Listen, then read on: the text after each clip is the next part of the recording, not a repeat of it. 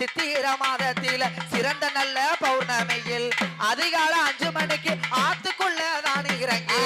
மழை காடு அது ராக்கிருக்கும் வீடு பள்ள முதிராஞ்சோல நான் வாக்க போறேன் மேல எவள முதிராஞ்சோல நான் வாக்க போறேன் மேல